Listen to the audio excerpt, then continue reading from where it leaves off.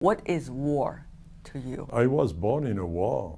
I was born in 1940 in France by chance because my father was in Africa and my mother was in Europe at that time to take care of her parents. So by chance I was in the middle of a war, and I remember very well shells falling and explosions. I heard the noise of the planes, and Which war was that?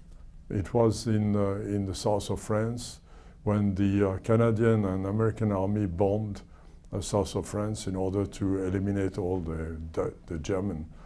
But there were civilians in the city, and one bomb fell very close to my grandmother's building, and I remember falling down and yelling.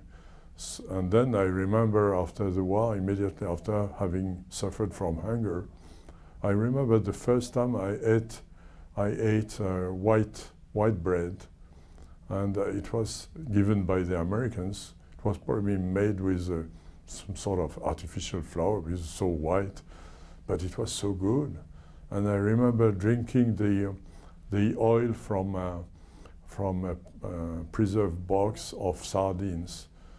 Drinking the oil? I needed so much fat that I was drinking with pleasure the oil directly and eating the salt, because all this was missing during the war.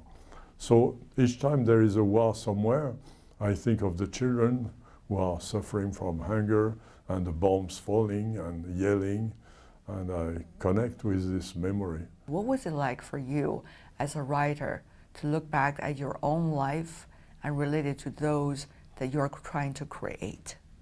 It's both pain and pleasure, because memory is a strange dimension. If you begin to dig in your memory, then the hidden things appear. And this is the great pleasure of discovering hidden facts, hidden parts of your What history. are those? Well, Give us some examples. Like suffering from hunger, the sensation of hunger. And I remember something very strange when I was thinking about that. My mother denied it, but I'm sure I saw it. The Germans were stealing the tires of my grandmother's car. And I remember those people with long, dark green coats and with some sort of tools. They were trying to extract the tires from the wheels, and I was hidden behind bushes. And my mother said, "You dreamt that. It's impossible. I will never let you go outside." But I spoke of this to my brother. I said, "Yes, I took you," and we were hidden in the bushes, and we were looking at those Germans stealing the tires. Why would they do that? Oh, because they were missing tires. They had to steal. They were great. They had a great need for everything connected with cars or weapons. At the end of the war, almost. That was in 1944. I was 4 years old, but I still remember it very well. And I also remember when they shot at me and my brother, and we were in a staircase, and they saw some shadows. It was just two children, but they saw us, and they shot at us. And for a long time, each time I was taking those staircases, I was putting my finger in the hole of the bullet to feel the bullet. Oh my God! So those are the things. I mean, they are deeply inside me, and maybe some of them are invented. Who knows? But the thing is, when you go to a place, how did you get to know these people? How did you get to know the stories deepest in their heart? How would you judge or have a sense of judgment about what you've been listening to? And then what do you think is the real essence coming out of it?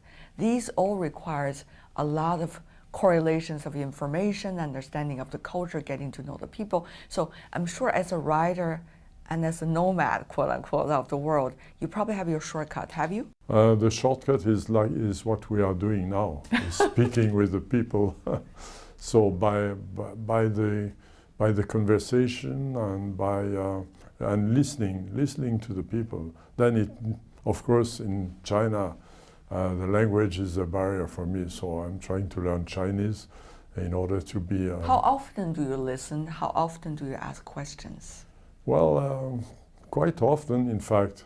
I think there is a strong need for the human beings to meet the other, to meet the alien, to meet someone who is not exactly similar. And I take advantage of this great fundamental need of the human beings. But then I would agree totally with you if you would say this is not exact. Then it has to be true for me, but not necessarily true in the absolute. Have you been providing some of the books you've been writing about certain countries, certain cultures, certain people to your friends coming from exactly that place? Did you try to get comments from them, or do you dare to try to get comments from them? Experience I had is I wrote about my memories of Africa when I was there as a child with my brother, and I sent it to my brother, and he said, "Oh, you are wrong on this and this and this." The brother is brave enough to critique all the time. Yeah, he was a stricter critic than the others. You once talked about the capabilities of writers and the incapabilities of writers. Now writers are powerless. They talk about poverty, they write about people in desperations, they describe wars and the horrific situation related to it, and yet writers could not do anything about it. Yes, you are so right. The incapacity of the writer is something tragic for the writer. A good Swedish writer, Stig Dagerman, he said this sentence, which I quoted when I received the Nobel Prize, that the paradox of the writer is that he wants to write for the people who have nothing to eat, and their books, the writer's books, are displayed on the table of the rich people who have everything to eat. So it's a paradox, but we can maybe sometimes insist in such a way that people would hear and that people would try to prevent catastrophes and hunger and even wars. I'm not sure the writer has a great role, but he's like a drum player. Well, he plays his drum, and if people are attentive, they might hear the sound of the drum and move. If not, what is going to happen? Your work have been describing about people living between worlds, the small people, quote unquote, so-called the small potatoes, you know, fishermen, ox riders, all of these people. And people have been describing your work as a little bit of utopia. And you said earlier, as a writer, you probably tend to be a little bit idealistic than the others. So it leads us to the question of really what writing should be about these days, from your perspective. Yeah. What are the responsibilities of writers? The role of the writer is just a role of like a resounding membrane, and I would like the writers to be, if they can, something like a drum player, and giving music, but at the same time able to give an alert if something is not, something shows to be dangerous. For instance, in Europe now there is a strong nationalism appearing, and this nationalism makes me very much think of the years 1930. It's terrible. It's terrible to see the same mistakes after so many bad experiences. Like what? Well, like saying that everything bad comes from the foreigners, that we have to close the borders, that we have to be careful about the invaders. You know, in the 1930s, there was an obsession of Europe being invaded by the Chinese. In many writers at that time, they were expecting the invasion by the Chinese. It was so mistaken, because if you deal with the history of China, China never invaded anything. And China was very weak at the time, 1930s. It was invaded by weak in the other 30s, countries, yeah. rather. But still, the European writers like Céline and others, they were writing about one day the Chinese will arrive in our villages and they will take over everything. So you have the same bad impression now when you are in Europe, that they are expecting the invasion by the aliens, which is ridiculous. As I said, they would, on the contrary, they would open their hearts and not the borders, but open their hearts and their purses to the other world and try to help. Besides his passion and observation on migration, the Nobel laureate is also very fond of Chinese contemporary literature, which is mostly about nationalism and patriotism. Le Clézio believes Chinese works are more localized than Western literature. Among all the Chinese contemporary writers, Le Clézio has a particular love for Lao She, who is one of the most significant figures in 20th century Chinese literature. Lao She is best known for his novel Rickshaw Boy and the play Tea House. He was of Manchu ethnicity, and his works are known especially for their vivid use of the Beijing dialect.